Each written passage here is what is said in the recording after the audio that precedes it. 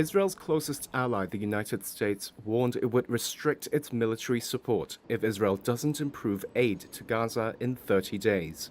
It is the strongest such warning since Israel's war with Hamas began a year ago. Previously, the US wrote to Israel in April to demand more aid to the war-torn Strip.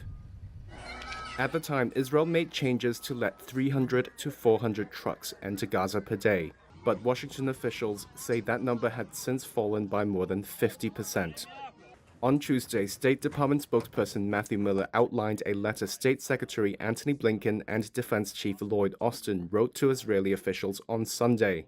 It cited burdensome and excessive restrictions Israel was imposing on commercial imports, goods, and human movement.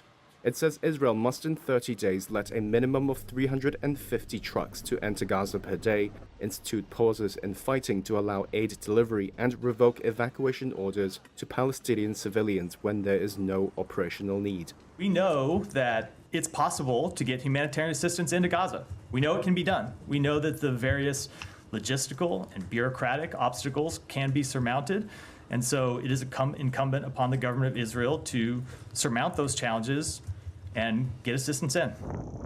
Sunday's letter cited Section 620I of the U.S. Foreign Assistance Act, which prohibits military aid to countries that impede delivery of U.S. humanitarian assistance, and a national security memorandum that gauges the credibility of Israel's assurances its use of U.S. weapons does not violate U.S. or international law. An Israeli official in Washington said the letter had been received and was being reviewed.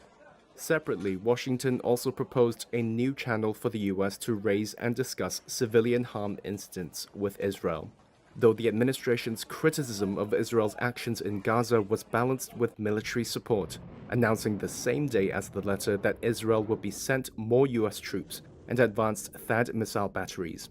The State Department also raised concerns with Israel over its bombing campaign in Beirut. We made those concerns publicly. I'm not going to speak to it in any detail from here, but we have had quite detailed conversations with the government. Can you elaborate on that nature? Is it the number of high civilian deaths? Is it them seemingly targeting like civilian infrastructure? It is largely the civilian toll. Lebanon says Israeli strikes have killed at least 2,350 people over the last year and left nearly 11,000 wounded. The toll does not distinguish between civilians and combatants, but includes hundreds of women and children.